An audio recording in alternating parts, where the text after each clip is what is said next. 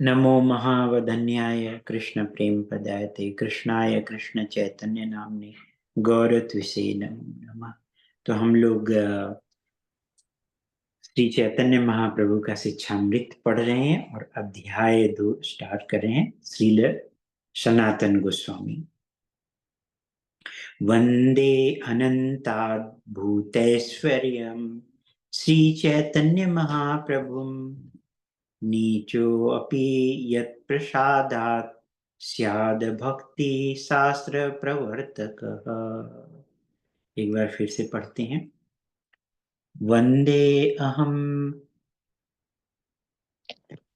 वंदे अनंताद् भूतैश्वर्यम् श्रीचैतन्य महाप्रभुम् नीचोऽपि यत्प्रसादात् स्याद् भक्तिर्शास्त्र प्रवर्तकम्। प्रभु और लोगों को कौन है ये? अच्छा केडी म्यूट कर देंगे औरों को प्रभु।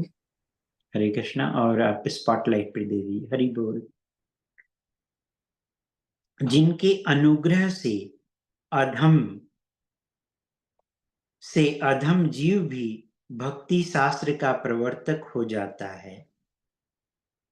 अनंताद्भुत ऐश्वर्यशाली उन श्री गौर सुंदर चैतन्य महाप्रभु की वंदना करता हूँ।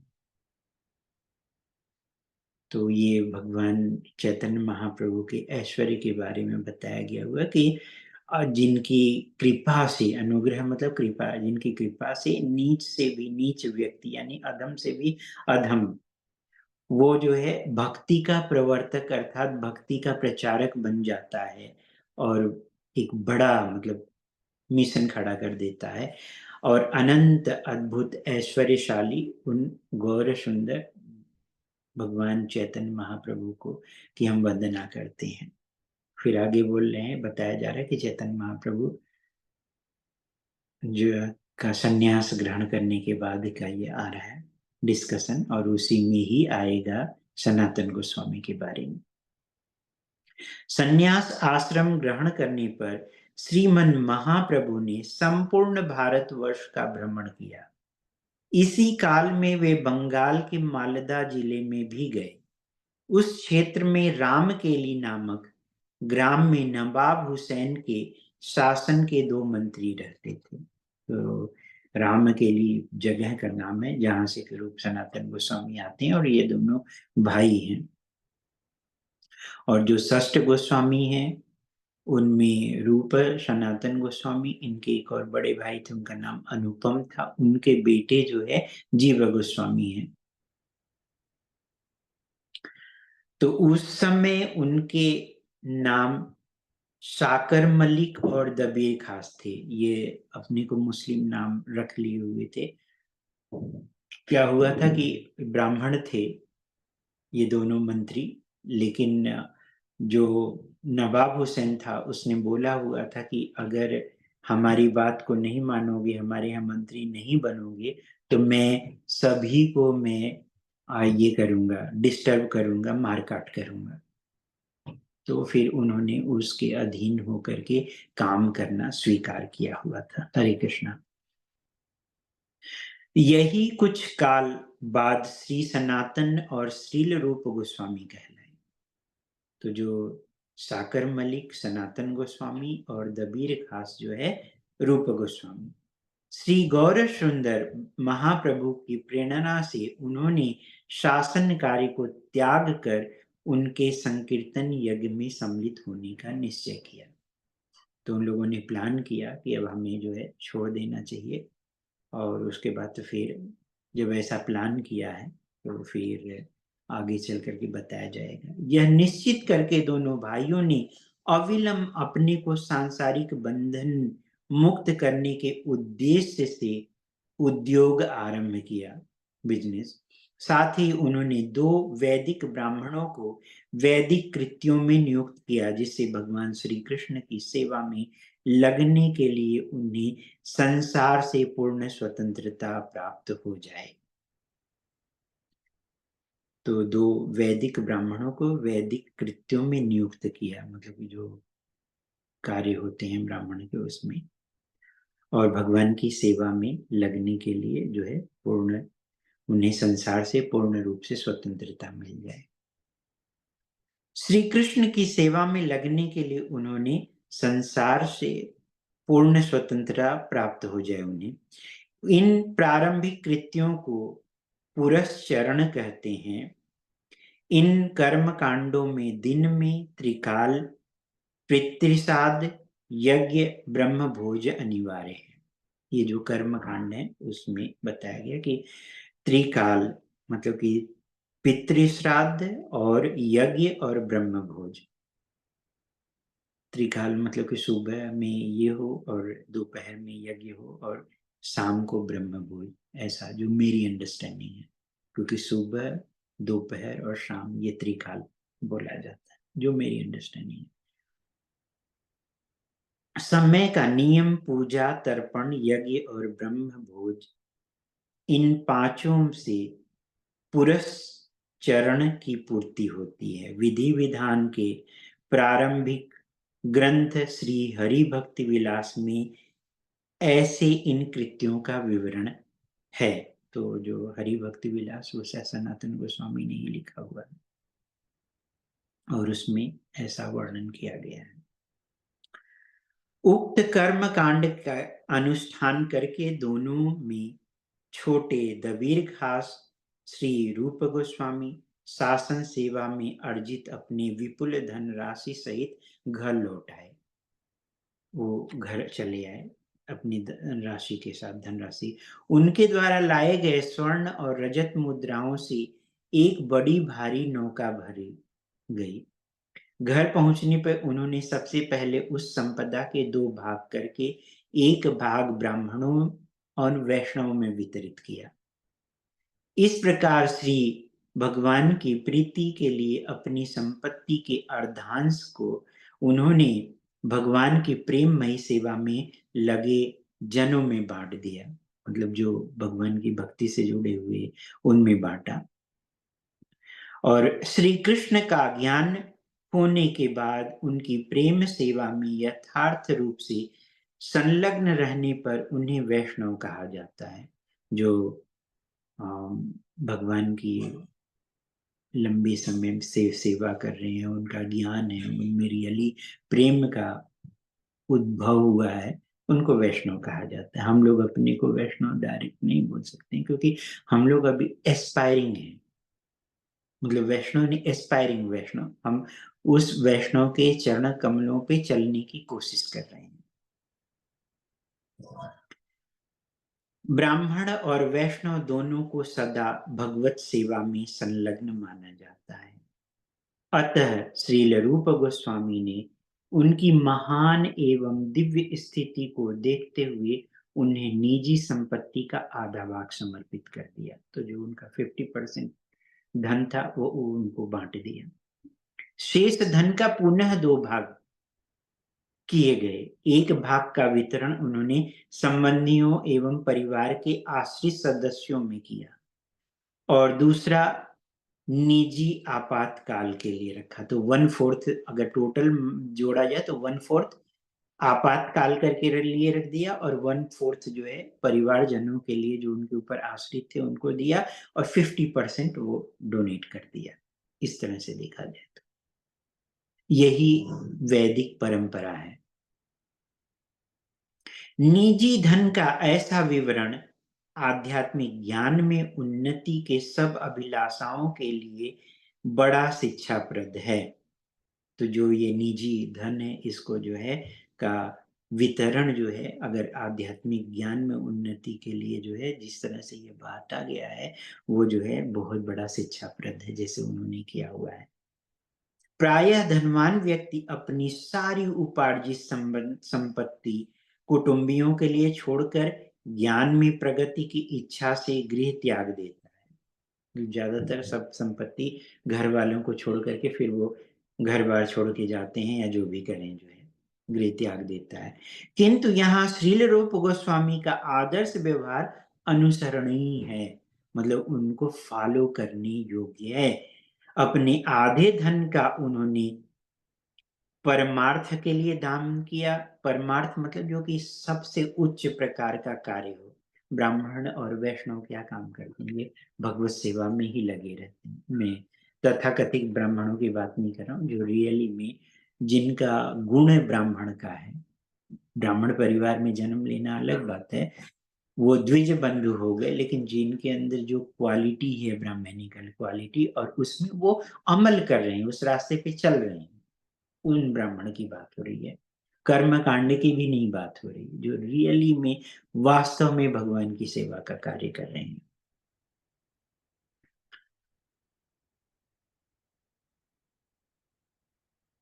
अपने आधे धन का उन्होंने परमार्थ के लिए दान किया, सभी के लिए अनुसरण योग्य है। निजी संकटों के लिए रखे 50% धन को उन्होंने एक समृद्ध व्यापार संस्था में जमा कर दिया, मतलब निवेश कर दिया कि उसमें हिस्सा ले सकें। दूसरे शब्दों में ये देखा जाए तो, क्योंकि उस समय बैंक नहीं थे। अपने बड़े भाई श्रील रूप गोस्वामी के व्यय के लिए 10 सहस्त्र मुद्रा रखवा दी। तो उन्होंने अपने बड़े भाई जो सनातन गोस्वामी थे उनके लिए रखवा दी। इसी तरह श्रील रूप गोस्वामी को समाचार मिला कि श्री चैतन्य महाप्रभु जगन्नाथपुरी से वृंदावन के लिए प्रस्थान करने वाले हैं। वो पुरी से वृंदावन जा रहे थे, तो वेस्ट बंगाल से होके जाया जाता था। श्रील रूप गोस्वामी ने प्रभु के मार्ग की यथार्थ जानकारी के लिए 2 संदेह वाहक भेजे और स्वयं प्रभु के दर्शन करने मथुरा जाने की योजना बनाई। तो उन्होंने सोचा कि मैं मथुरा बन जाऊं, और फिर भगवान जब आ रहे हैं चैतन्य महाप्रभु कब पहुंच रहे हैं, उस हिसाब से उन्होंने संदेह वाहक मतलब मैसेंजर को भेजा। ऐसा प्रतीत होता है कि श्रील रूप गोस्वामी को श्री गौर सुंदर महाप्रभु के निकट जाने की आज्ञा हो गई, पर श्रील सनातन को नहीं थी। मतलब पहले रूप गोस्वामी को मिली है स्वीकृति। इसीलिए निजी शासकीय कर्तव्यों को अपने विश्वास पात्रों सचिवों को सौंपकर श्रील रूप सनातन गोस्वामी श्रीमद् भागवत का अध्ययन करने घर आ गए, और 10-20 ब्राह्मणों को नियुक्त करके उनके साथ श्रीमद् भागवत का गंभीर अध्ययन करने लगे। इस प्रकार संलग्न होकर उन्होंने नवाब को अपने रोगग्रस्त होने की सूचना दी। उन्होंने नवाब को बोलिए कि मैं बीमार हूं, किंतु राजकीय कार्यवाही में सनातन के परामर्श के लिए नवाब इतना आतुर था कि अकस्मात वह स्वयं उनके घर जा पहुंचा। कि उसको ये लगा कि अब तो इनके बिना काम ही नहीं चलेगा, इसलिए बेस्ट है कि मैं खुद ही चलूं उनके पास। नवाब के प्रवेश करने पर श्री सनातन गोस्वामी एवं एकत्रित ब्राह्मणों ने उठकर उसका अभिवादन किया और एक उच्च आसन प्रदान किया। मतलब उसके लिए तुमने न देखिए, बैठने के बाद तो नवाब क्या बोल रहा है कि तुमने रुग्णता की सूचना भेजी, अर्थात बीमारी की सूचना भेजी। नवाब ने श्रील सनातन से कहा, किंतु मेरे द्वारा लिखे निजी वैद्य ने मुझे सूचित किया, मेरे द्वारा भेजे गए निजी वैद्य ने सूचित किया कि तुम पूर्णतः स्वस्थ हो। तुम्हारे रुग्णता की सूचना भेजने तथा कार्य पर न आने के कारण को न जानने से मैं स्वयं तुम्हें देखने आया हूं कि ऐसा क्या कारण है जिसलिए जो है वो आप यहाँ नहीं आए हो और राजकाज छोड़ दिए हो, तो इसलिए मैं स्वयं आया हुआ हूँ। तुम्हारे व्यवहार से मैं अत्यंत उद्विग्न हूँ, दुखी हूँ, और गुस्सा भी, क्रोधित भी। तुम्हें विदित ही है कि मैं पूर्णतः तुम पर और तुम्हारे विश्वस्त सरकारी कार्य पर निर्भर हूँ। मैं पूरी तरह से तुम्हारे ऊपर निर्भर हूँ। तुम पर निर्भरता के कारण मैं अन्य विषयों की कार्यवाही में स्वतंत्र था। तो तुम जब ये सब कार्य देख रहे थे तो मैं पूर्णतः जो है और कार्य करने में लगा हुआ था। अब यदि तुम मेरा साथ नहीं दोगे तो तुम्हारा पिछला सब कार्य दूषित हो जाएगा। अतः तुम्हारा आशय क्या है मुझे स्पष्ट बता दो। तुम्हारा उद्देश्य क्या है? तुम्हारे मन में क्या चल रहा है? ये बता दो। नवाब ने पूछा। यह सुनने पर श्री सनातन गोस्वामी ने उत्तर दिया कि आगे और कार्य करने में वे असमर्थ हैं। अब मैं और कार्य नहीं कर सकता हूँ।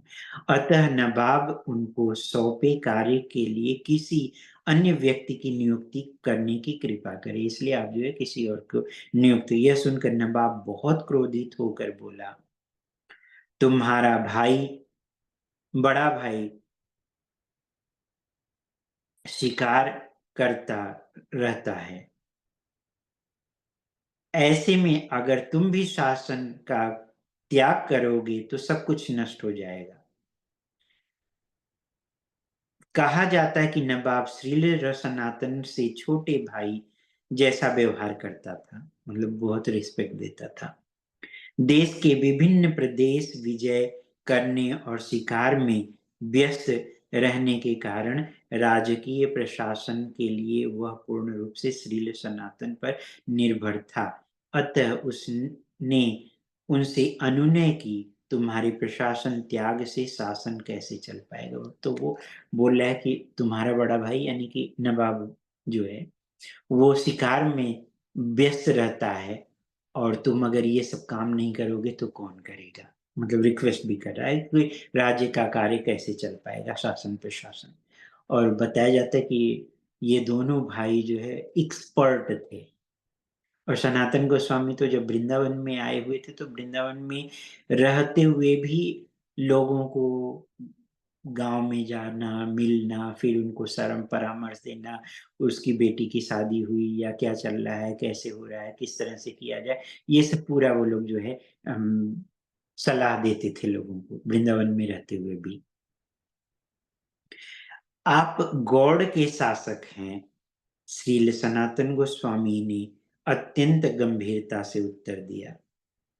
विभिन्न अपराधियों को आप भिन्न भिन्न प्रकार से दंडित करते हैं, क्योंकि प्रत्येक व्यक्ति को उनके कार्यानुरूप अनुशासित करने में आप समर्थ हैं। इस उत्तर से श्रील सनातन का अभिप्राय यह था कि वे दोनों ही अपने कर्मानुसार दुख भोगे, क्योंकि नवाब अपने राज्य का विस्तार करने के लिए पशु आखेट और मानव वध में व्यस्त था, और वे श्रीमद् भागवत के अध्ययन में मग्न थे। नवाब बुद्धिमान था, अतः श्री सनातन गोस्वामी का अभिप्राय समझ गया और क्रोधित हो गया, वह वहां से चला गया। बहुत शीघ्र उसने उत्कल राज्य पर चढ़ाई कर दी। अपने लौटने तक श्रील सनातन को कारागार में बंद करने का आदेश वह दे गया कि जब तक मैं नहीं आऊंगा इनको जो है कारागार में बंद कर दिया जाए।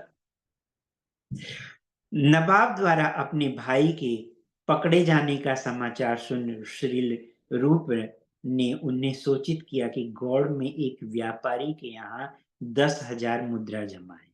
उन्होंने जो रखा हुआ था 10,000 मुद्रा, अब उसका कैसे यूज हो रहा है? उनका प्रयोग श्रील सनातन अपनी मुक्ति के लिए कर ले। श्रील सनातन गोस्वामी ने अपने कारागार अध्यक्ष को 5,000 मुद्रा देने का प्रस्ताव किया। श्रील सनातन ने उसे वह धन लेकर उसे छोड़ देने का परामर्श दिया, क्योंकि उसने धन स्वीकार करने से वह केवल भौतिक रूप से भी लाभान्वित नहीं होगा, अपितु सनातन को भक्ति के लिए मुक्त करके पुण्योपार्जन भी करेगा। तो इस कहने का मतलब ये था कि तुम 5,000 स्वर्ण मुद्रा तो तुम लोगे ही मुझे छोड़ने के बदले में, लेकिन इसके साथ साथ जो मैं भक्ति का कार्य करूंगा उसका भी कुछ न कुछ फल तुमको मिलेगा, क्योंकि मैं परमार्थ का कार्य करने जा रहा हूँ। परमार्थ का कार्य अर्थात भगवत भक्ति का कार्य। तो जो भगवान की संतुष्टि है, नारायण परायण जो है, वो टॉप मोस्ट पे रखा जाता है। इसके साथ किसी प्रकार का जो है कंप्रोमाइजेशन नहीं किया जाना चाहिए। हम चाहे जिस स्थिति में रहें, जो भी कार्य करते रहें, जो भी हमारी ड्यूटी है वो सब करते हुए हमें जो है भगवान की सेवा हमेशा ही करनी है। यही परमार्थ का कार्य है। अवश्य ही मैं आपको छोड़ सकता था, अध्यक्ष ने कहा, क्योंकि आपने मुझ पर अनेक उपकार किए हैं और आप राज्य की प्रशासन में हैं, किंतु मुझे नवाब का भय है, आपकी कारागार मुक्ति सुनकर वह क्या करेगा? मुझे उसको पूर्ण स्पष्टीकरण देना होगा। मैं यह प्रस्ताव कैसे स्वीकार कर सकता हूँ? श्रील सनातन गोस्वामी ने एक ऐसी कहानी कल्पित की जिसे कारागार अध्यक्ष नवाब को सुना सके कि सनातन किस प्रकार निकल भागे, और अपने प्रस्ताव को 10,000 मुद्रा तक बढ़ा दिया। 5,000 से बढ़ा करके नहीं मान रहा है वो। कहावत है न, साम दाम दंड भय भेद ये सब दिखा करके कार्य कराना। जैसे कि वसुदेव थे, जब देवकी को लेकर के शादी के बाद जब कंस उनको छोड़ने जा रहा था, आकाशवाणी हुई कि तुम किसको छोड़ने जा रहे हो, ये तुम्हारी इसका 8वां पुत्र तो तुम्हारी मृत्यु का कारण बनेगा। तो कंस ने तुरंत तलवार निकाल लिया, देवकी को काटने के लिए दौड़ाया। तो वो जो है वसुदेव जी बोले हैं, दोनों मित्र थे कंस और वसुदेव, बोले कि अरे मित्र ये क्या कर रहे हो, एक औरत के ऊपर हाथ उठाने जा रहे हो, तुम्हारा तो सब कुछ भ्रष्ट हो जाएगा, तुम्हारा जो ये यश है, कीर्ति है, सब नष्ट हो जाएगा। ऊपर से तुम्हारी छोटी बहन है, किस प्रकार का तुमको दंड मिलेगा, पाप का भागी बनोगे। ये सब कह करके जो है उसको शांत करवाया था उन्होंने। तो वही बात यहाँ पे भी उन्होंने मुद्रा बढ़ा करके 10,000 कर दिया। धन के लोभ में कारागार अध्यक्ष सहमत हो गया और श्रील सनातन को जाने दिया। इस बीच छोटे भाई बल्लभ के साथ श्रील रूप श्रीमन महाप्रभु से मिलने श्रीधाम वृंदावन की ओर चल पड़े। तो उनके जो छोटे भाई बल्लभ थे वो और फिर रूप गोस्वामी उधर की तरफ चल दिए हैं। श्रील सनातन गोस्वामी भी महाप्रभु मिलनार्थ चले, उसके बाद सनातन गोस्वामी भी चल दिए हैं वहां से छूटने के बाद। राजपथ से न जाकर वन मार्ग से गमन कर बिहार में पातड़ा नामक स्थान में पहुंच गए। वे एक सराय में ठहरे, किंतु वहां नियुक्त ज्योतिषी से सराय वाले को सूचना मिली कि उनके पास कुछ स्वर्ण मुद्राएं हैं। एक ज्योतिषी ने सराय वाले को बताया।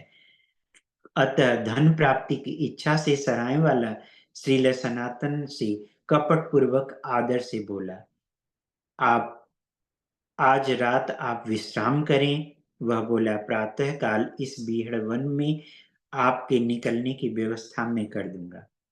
किंतु श्रील सनातन गोस्वामी को उनके व्यवहार में से शंका हुई। उन्होंने अपने सेवक ईशान से पूछा कि कहीं उसके पास धन तो नहीं है। ईशान ने उत्तर दिया कि उनके पास 7 स्वर्ण मुद्राएं हैं। उन्होंने क्रोधित होकर उससे कहा कि इस मृत्यु दूत को मार्ग में साथ क्यों ले रहे हो, क्योंकि वो समझ गए कि पता चल गया कि स्वर्ण मुद्रा है। श्रील रूप गोस्वामी ने तुरंत ही सभी मुद्राएं सराय वाले को दे दी और उन्होंने उससे वन में निकलने की सहायता की प्रार्थना की। उन्होंने उसे सूचित किया कि वे एक विशेष राज्य की यात्रा पर जा रहे हैं, अतः राजपथ से जाना उचित न होने के कारण सराय वाला वन पर्वत पार करने में उसकी सहायता करने की कृपा करे। तो उन्होंने जो मारने के लिए सोचा था कि मार करके इनको हम खत्म करके स्वर्ण मुद्रा ले लेंगे, उससे अब ये बोलिए कि हमको ये पार करवाओ।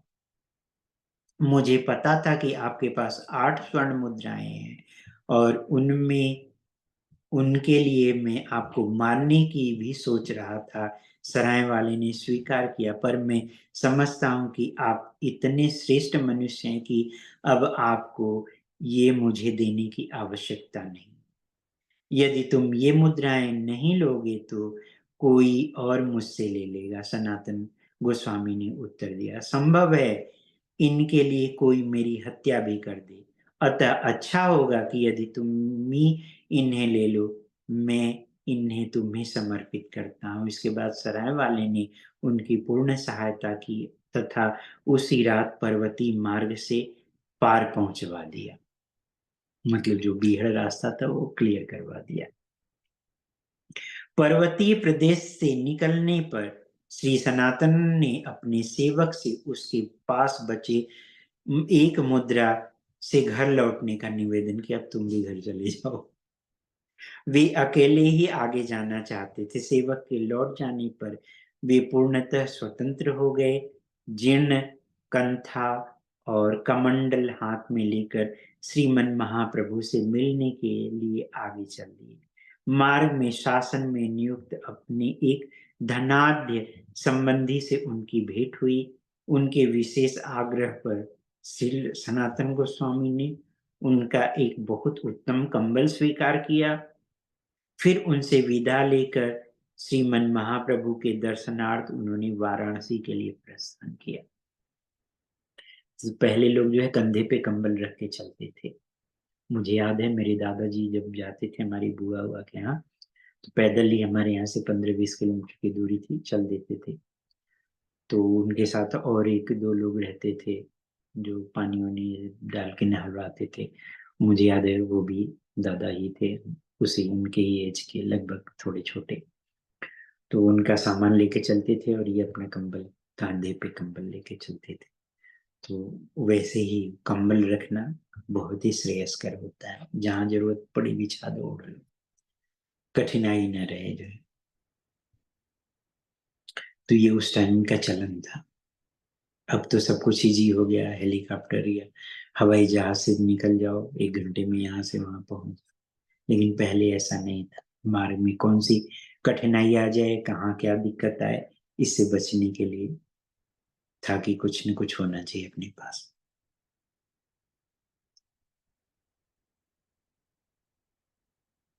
वाराणसी पहुंचकर तथा वहां श्रीमन महाप्रभु की उपस्थिति सुनकर वे परम आनंदित हुए। वहां से वो काशी पहुंचे। काशी में पहुंचकर जब उनको पता चला कि महाप्रभु अभी यहीं पे ही हैं, तो वे परम आनंदित हुए। उन्हें सूचना मिली कि श्री भगवान गौर सुंदर महाप्रभु चंद्रशेखर आचार्य के घर पर विराजमान है। अतः प्रभु के दर्शनार्थ वे वहां गए। हाँ, चंद्रशेखर आचार्य के घर पे गए। मैंने सुना आज भी है, लेकिन मैं जा नहीं पाया हूँ उधर। देखना पड़ेगा अभी, इस बार अगर टाइम रहा जाने में तो फिर जा सकता हूँ उधर। चंद्रशेखर आचार्य के घर पे गए, वहां जहाँ पे कि चैतन्य महाप्रभु रहते थे। अतः प्रभु के दर्शनार्थ वे वहां गए। श्री गौर सुंदर महाप्रभु घर के भीतर थे, पर द्वार पर श्री सनातन गोस्वामी का आना जानकर उन्होंने चंद्रशेखर से बाहर बैठे व्यक्ति को बुलाने के लिए कहा। उनको पता चल गया कि ये आ गए हैं सनातन गोस्वामी। वे भगवान के परम भक्त वैष्णव हैं। श्रीमन महाप्रभु ने कहा। श्री चंद्रशेखर बाहर आए, पर उन्हें कोई वैष्णव दृष्टिगोचर नहीं हुआ। उन्होंने बोला कि वह महान वैष्णव है, लेके आइए। और यहाँ आकर के दिख रहे तो कोई वैष्णव ही नहीं दिख रहा है जो कि बाहर बैठा हो। चंद्रशेखर बाहर आए और उन्हें कोई वैष्णव दृष्टिगोचर नहीं हुआ। एक भिक्षु सा अवश्य दिखा। श्रीमान महाप्रभु ने उसी भिक्षुक से मिलने की इच्छा व्यक्त की। श्री सनातन के भीतर आंगन में प्रवेश करने पर श्री महाप्रभु उनके दर्शन एवं आलिंगन के लिए दौड़ पड़े। श्री महाप्रभु के आलिंगन से श्री सनातन गोस्वामी प्रेम भाव समाधि में निमग्न होकर कहने लगे, हे प्रभु, कृपया मेरा स्पर्श ना करें। पर वे दोनों पुनः आलिंगन कर रोने लगे। श्री महाप्रभु एवं सनातन को इस स्थिति में देखकर चंद्रशेखर आचार्य अवाक रह गए। यार ये हो क्या रहा है। जिसे मैं भिखारी समझ रहा था, उसको वो दौड़ करके गले लगा रहे हैं महाप्रभु। और ये हो क्या रहा है, मतलब। और ये तो जो ब्रज का प्रेम, हाईएस्ट प्रेम है, वही यहाँ पे सिम्टम्स दिखाई दे रहा है। तदुपरांत महाप्रभु ने श्रील सनातन को निकट बैठने की आज्ञा दी। वे अपने कर कमल से श्रील सनातन का स्पर्श कर रहे थे। अतः श्री सनातन गोस्वामी ने फिर उनसे कहा, प्रभु कृपया मेरा स्पर्श न करें, मैं तुम्हारा स्पर्श केवल आत्मशुद्धि के लिए कर रहा हूँ। श्री महाप्रभु बोले, तुम महाभागवत हो, अपनी भक्ति सेवा की सामर्थ्य से तुमने संपूर्ण ब्रह्मांड को बंधन मुक्त कर सारे जीवों को भगवत धाम वापस भेज सकते हो। मतलब कि तुम्हारे अंदर ऐसी शक्ति है, महाप्रभु बोल रहे हैं, इसलिए मैं तुम्हारा स्पर्श कर रहा हूँ और फिर आत्मसात कर रहा हूँ, मतलब कि आत्मशुद्धि कर रहा हूँ। बल्कि महाप्रभु अपनी विशेष कृपा दे रहे थे उनको। श्रीमन महाप्रभु ने श्रीमद् भागवत का एक श्लोक पढ़ा। उनके अनुसार श्री कृष्ण भक्ति में पूर्ण संलग्न कृष्ण भक्त उस ब्राह्मण से अति श्रेष्ठ है जो चारों वेदों में पारंगत होने पर भी भगवत भक्ति मिली। लास्ट टाइम अमित प्रभु को याद होगा, आपने प्रश्न पूछा हुआ था कि ये पुरुषार्थ क्या है, तो जिसमें 4 पुरुषार्थ की उस समय बात हुई थी, और मैं भी शायद पंचम भी। तो जो है वेद जो है वो 4 पुरुषार्थ की बात करती हैं, धर्म, अर्थ, काम, मोक्ष। लेकिन इसके अलावा एक पंचम पुरुषार्थ है जिसको कि भक्ति कहा गया है। तो भक्ति पंचम पुरुषार्थ, तो यहाँ पे जो ब्राह्मण है वो ये 4 तो अर्जित कर लेंगे, लेकिन उससे एक श्रेष्ठ है, वो है भगवत भक्ति। उसी की बात हो रही है यहाँ पे।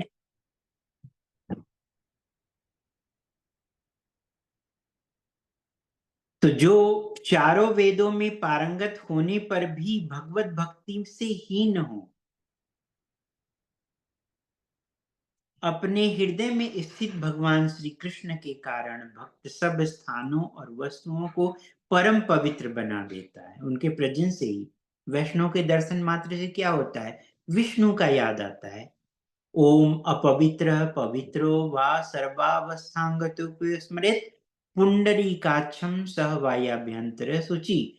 तो पुंडरीकाक्ष अर्थात कमल नयन अर्थात विष्णु का स्मरण करने मात्र से ही अंदर बाहर पवित्र हो या अपवित्र हो सब शुद्ध हो जाता है। तो वैष्णव क्या काम करते हैं, विष्णु की ही याद दिलाते हैं।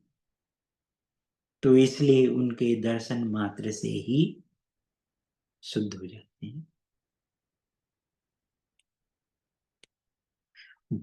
सभी को, उस स्थान को और वस्तुओं को परम पवित्र बना देते हैं। वैदिक साहित्य में निर्दिष्ट है कि भगवान श्री कृष्ण सब वेदांत में दक्ष उच्च विद्वान को स्वीकार नहीं करेंगे, किंतु अकुलीन होने पर भी भक्त उन्हें प्रिय है, क्योंकि उनके अंदर जो उच्च कोटि का ज्ञाता है, वेदों का ज्ञाता है, पारंगत है, उसके अंदर अहंकार रहेगा, तो ये भक्ति में बाधक है। महारानी कुंती जब प्रेयर कर रही है उसमें यश, जो सुंदरता है, उच्च कुल में जन्म लेना और बहुत हाईली एजुकेटेड होना, ये सब भक्ति में बाधक है। क्योंकि भगवान की भक्ति पाने के लिए अपने इन सारे ईगो को खत्म करना पड़ेगा ना, इनसे ऊपर उठना पड़ेगा। लोग हमको प्रेज करते हैं, अब हमें भगवान को प्रेज करना पड़ेगा, ये आसान नहीं है।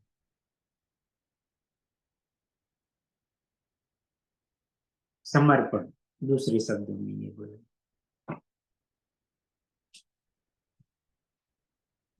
अभक्त ब्राह्मण को दिया दान प्रभु स्वीकार नहीं करते। जो अभक्त ब्राह्मण है, जो भगवान को नहीं मानते हैं ब्राह्मण, उनको दिया दान स्वीकार नहीं होता है। जबकि बताया गया शास्त्र में कि ब्राह्मण के थ्रू ही भगवान खाते हैं। अगर ब्राह्मण को भोजन करवा दिया तो इसका मतलब भगवान संतुष्ट है। ब्राह्मण संतुष्ट तो भगवान संतुष्ट। लेकिन यहाँ पे अभक्त ब्राह्मण की बात हो रही है, और भगवान बोल रहे हैं कि उनके पार्ट से जो है, अपर पार्ट से जो है, यहाँ से ब्राह्मण, यहाँ क्षत्रिय, इधर वैश्य, फिर लेग से जो है शूद्र की उत्पत्ति। अभी तो हेड का काम लेग, लेग का काम हेड कर रहा है, अलग बात है, सब कलयुग है। किंतु भक्त द्वारा कुछ भी अर्पण करने से वे उसे अपना लेते हैं, अर्थात जिस भी वस्तु को भगवान को अर्पण करना हो वह उनके भक्तों को समर्पित करनी चाहिए। तो यही विधि है, जब हम भोग लगाते हैं तो पहले गुरु को, फिर परम गुरु को, फिर जो है चैतन्य महाप्रभु को। परम गुरु मतलब कि इधर श्रील प्रभुपाद, गुरु परम गुरु, तो इनके थ्रू हम जाते हैं, हम डायरेक्ट नहीं भोग लगाते हैं। और फिर ये जो है आगे बढ़ा करके थ्रू जो है चैतन्य महाप्रभु के थ्रू होकर फिर कृष्ण को ऑफर करते हैं।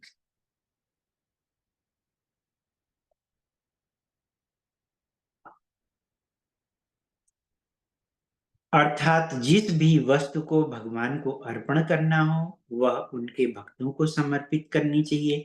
श्री महाप्रभु ने भागवत में से यह भी बताया कि 12 ब्रह्म गुणों से अलंकृत और उच्च कुल में उत्पन्न होने पर भी भगवत भक्ति से शून्य ब्राह्मण परम माधम से भी अधिक अधम है। क्योंकि जो परम अधिक अधम है उसको तो ज्ञान ही नहीं कि भक्ति क्या है या उच्च चीजें क्या है। लेकिन जो ब्राह्मण है वो सब कुछ पढ़ने के बाद भी अगर उसको ये नहीं पता कि गोल क्या है जीवन का, सब कुछ पढ़ लिया और गोल ही नहीं पता है कि हम किधर जाएं, कंफ्यूज्ड हो गया हुआ, तो वो अधम ही माना जाएगा ना।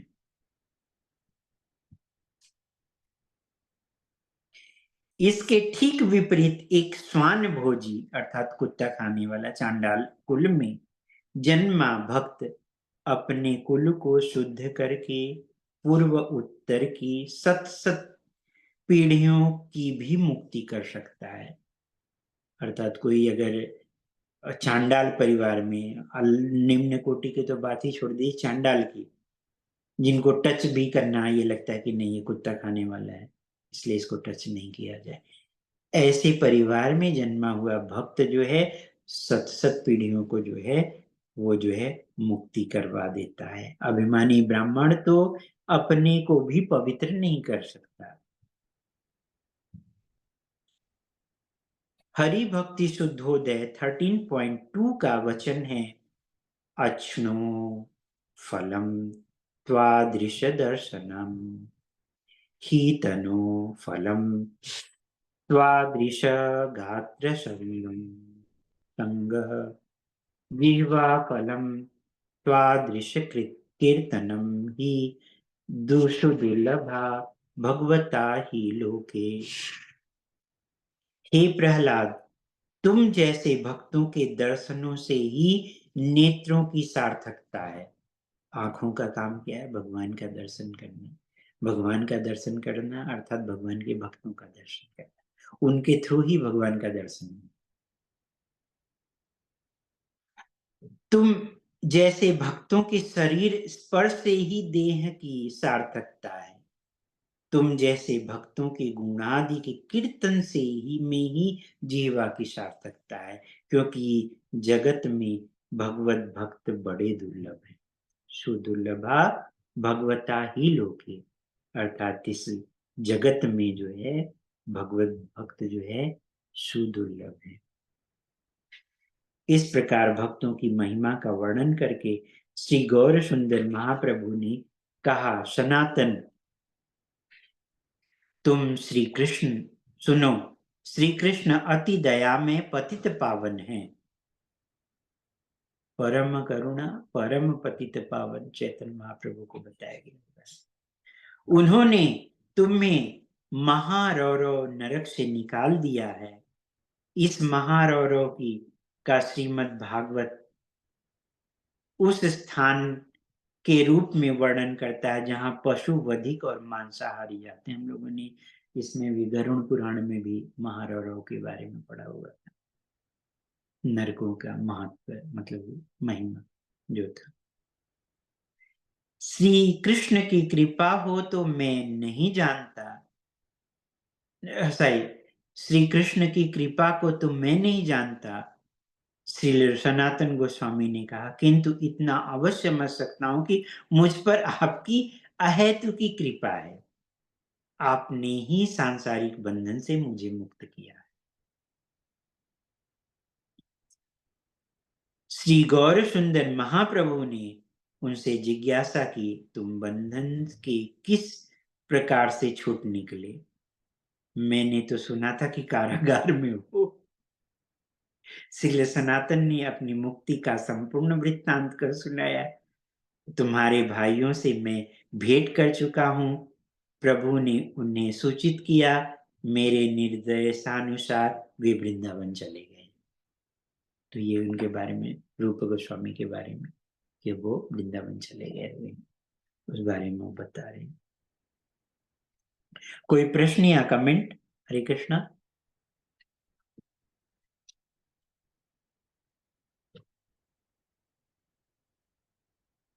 नहीं। हरे कृष्ण प्रभु। यस प्रभु। हाँ, कुछ बोले आप? नहीं, मैं पूछ रहा था कि कोई प्रश्न या कमेंट। नहीं नहीं प्रभु। ओके, तो थोड़ा और पढ़ते हैं, उसके बाद तो फिर बंद करते हैं। श्री महाप्रभु ने श्री तपन मिश्र तथा श्री चंद्रशेखर से श्री सनातन गोस्वामी का परिचय कराया और श्री तपन मिश्र ने प्रसन्नता पूर्वक अपने घर भोजन के लिए उन्हें निमंत्रित किया।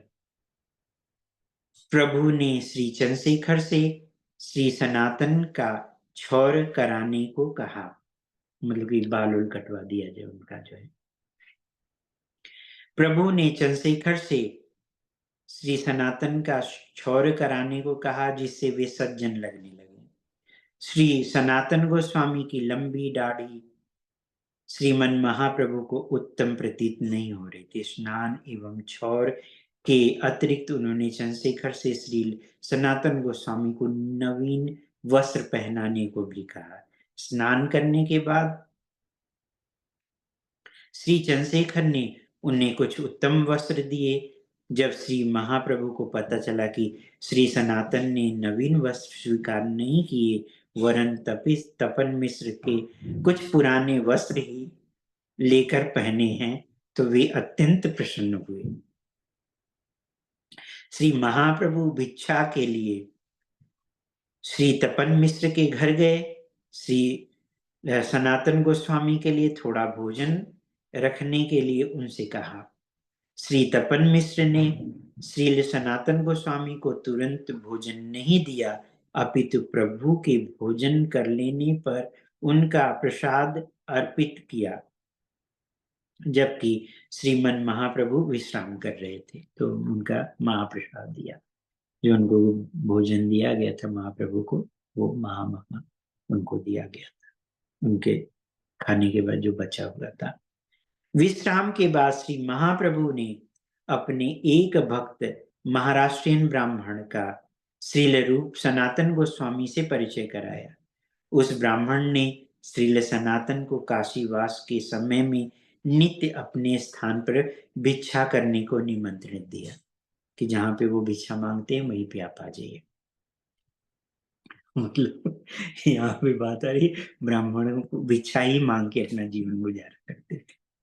तो महाराष्ट्र से भी वो ब्राह्मण काशी में आया हुआ है, वहां भिक्षा मांग रहा है।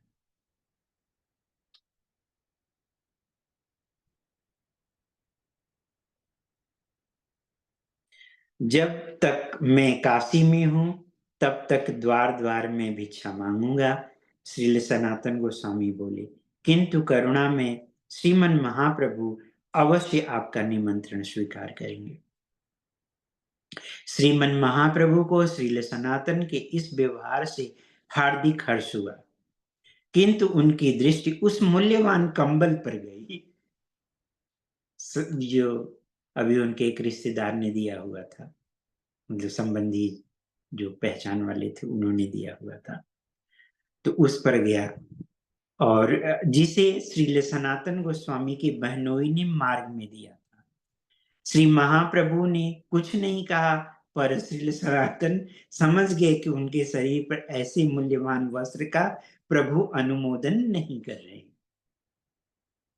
श्री सनातन ने उसे त्यागने का संकल्प कर लिया। वे तुरंत गंगा तट पर गए। उन्होंने एक भिक्षुक को जीर्ण कंथा धोते देखा। श्री सनातन गोस्वामी ने उसे जीर्ण कंथे के स्थान पर मूल्यवान कंबल ले लेने को कहा। यह प्रस्ताव सुनकर वह समझा कि श्रील सनातन परिहास कर रहे हैं, यह कैसे संभव हो सकता है। भिक्षुक ने आश्चर्य से कहा, आप देखने में तो सज्जन प्रतीत होते हैं, फिर भी इस प्रकार आप मेरा परिहास कर रहे हैं, मतलब मजाक क्यों उड़ा रहे हैं?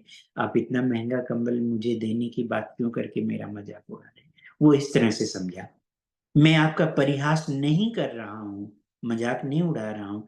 श्रील सनातन गोस्वामी ने उन्हें सूचित किया, यह मैं पूर्ण गंभीर भाव से, मतलब सीरियसली होकर के मैं कह रहा हूँ, क्या आप कृपा पूर्वक उस जीर्ण कंथे के स्थान पर यह कंबल देंगे? तो कंथा का मतलब हो गया उतरिया। भिक्षुक ने कंथा देकर कंबल ले लिया और श्री सनातन श्रीमन महाप्रभु के समीप लौट आए। तुम्हारा बहुमूल्य कंबल कहाँ है? श्री गौर सुंदर महाप्रभु ने तुरंत पूछा। श्री सनातन गोस्वामी ने उन्हें उत्तर दिया तो श्रीमन महाप्रभु ने उन्हें अपना स्नेह और साधुवाद दिया। बहुत अच्छा, अति उत्तम। यह तुम पर्याप्त बुद्धिमान हो तथा अब तुमने संपूर्ण भोगासक्ति का निर्मूल कर दिया है, मतलब जो भी भोग की अभिलाषा वो खत्म कर दिया। भाव यह है कि सेवा भक्ति के लिए किसी को भगवान तभी स्वीकार करते हैं जब वह प्राकृतिक, मतलब सहज रूप से जो है परिग्रहों से पूर्णतः मुक्त हो जाए। जो संग्रह, परिग्रह का मतलब कि संग्रह करना, उन सबसे मुक्त हो जाए। श्रीमन महाप्रभु ने आगे कहा, इतना मूल्यवान कंबल देह पर डाले हुए भिक्षा मांगना शोभा नहीं देता था। यह परस्पर विरोधी होने से धर्म हानि होती है और लोग भी उपहास उड़ाते हैं। इसलिए अच्छा नहीं था कि तुम इतना महंगा कंबल लेकर के भिक्षा मांगने जाओ, लोग गलत सोचेंगे, समाज में ये गलत जाएगा। इसलिए उस हिसाब से ही रहना चाहिए। यहाँ पे जो उनका उद्देश्य था वो यही था। अरे फिनिश हो जाएगा ये चैप्टर 10 मिनट में या और कम में, ठीक है ना? कोई दिक्कत तो नहीं ना? ओके प्रभु। हाँ। भोगासक्ति से मुक्ति पाने के लिए मैं जो कुछ कर रहा हूँ वह सब आपकी कृपा है। सनातन गोस्वामी ने महाप्रभु को बोला कि ये आपकी कृपा ही है। श्रील सनातन गोस्वामी ने उत्तर दिया। श्रीमन महाप्रभु उनसे बहुत प्रसन्न हुए। दोनों ने परमार्थिक विषयक चर्चा की, अर्थात भगवान की भक्ति के बारे में, भगवान के नाम धाम रूप गुण लीला, इसकी चर्चा किया। मतलब ये है, भगवान श्री गौर सुंदर महाप्रभु तथा श्रील सनातन गोस्वामी की इस भेंट से पूर्व श्री महाप्रभु श्रील रामानंद राय नामक एक गृहस्थ से मिल चुके थे, जो कि साउथ इंडिया टूर पे जब चैतन्य महाप्रभु जा रहे थे तो उनको सार्वभौम भट्टाचार्य ने बोला था कि अब जब जा रहे हो तो यहाँ पे रामानंद राय है, उनकी जो है स्थिति देख करके ये मत सोचिएगा कि ये गलत है, वो भगवान के बहुत अच्छे भक्त हैं, इसलिए प्लीज आप उनसे मिल के आइएगा। तो यहाँ पे जिक्र हो रहा है कि इससे पहले जो है वो भी मिनिस्टर ही थे, तो उनसे उनके बारे में बताया जा रहा है कि पहले मिल चुके हुए थे जो गृहस्थ से, जिसका विवरण आगे किया जाएगा, आगे चल के वो आएगा।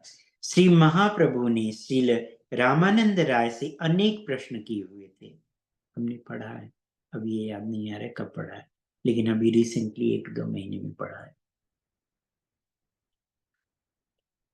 श्रील रामानंद राय ने गुरुवत उत्तर दिया, किंतु इस समय श्रील सनातन ने प्रश्न किए। वहां पे रामानंद राय ने चैतन्य महाप्रभु ने प्रश्न किया था और रामानंद राय उत्तर दे रहे थे, यहाँ पे सनातन गोस्वामी प्रश्न करे, उल्टा हो रहा है। एवं तथा स्वयं महाप्रभु ने उनके उत्तर दिए। श्री महाप्रभु चैतन्य देव के उपदेश और शिक्षाएं जन साधारण के लिए परम महत्वपूर्ण है। श्रीमन महाप्रभु ने भक्ति की शिक्षा प्रदान की जो जीव का स्वरूप भूत वास्तविक धर्म है, अर्थात कॉन्स्टिट्यूशनल जो रिलीजन है उसके बारे में जो है, धर्म के बारे में बताए। जीवेर स्वरूप होए कृष्ण नित्यदास। भगवत विद्या में प्रगति करना वस्तुतः प्रत्येक मानव का कर्तव्य है। श्री महाप्रभु तथा श्री सनातन के सत्संग में अनेक भगवत विषयों की विशद चर्चा हुई है। श्रीमन महाप्रभु की कृपा से श्रील सनातन गोस्वामी उनसे अनेक महत्वपूर्ण प्रश्न कर सके, जिसका यथोचित उत्तर महाप्रभु ने दिया। श्री सनातन गोस्वामी तथा श्रीमन महाप्रभु के सम्मिलन से हमें शिक्षा मिलती है कि भगवत तत्व को जानने के लिए हमें भगवान श्री गौर सुंदर महाप्रभु जैसे योग्य गुरु के सानिध्य में जाकर विनम्र जिज्ञासा करनी चाहिए। भगवद गीता 4.13 में उल्लेख किया गया है कि गुरु के निकट जाकर भगवत परायण जीवन व्यतीत करने की विद्या सीखनी चाहिए। तो इसका वर्णन सनातन गोस्वामी को जो शिक्षा दी गई है वो आगे हम पढ़ते जाएंगे। अगला चैप्टर रहेगा फिर बुद्धिमान मनुष्य, और फिर भगवत प्राप्ति एकमात्र साधन, ऐसे करके ये आगे ये प्रश्न बढ़ता ही जाएगा जो है।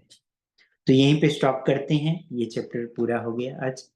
अगली बार जो है हम लोग सनातन गोस्वामी को जो शिक्षा दी गई वो हम पढ़ेंगे। कोई प्रश्न या कमेंट? हरे कृष्णा।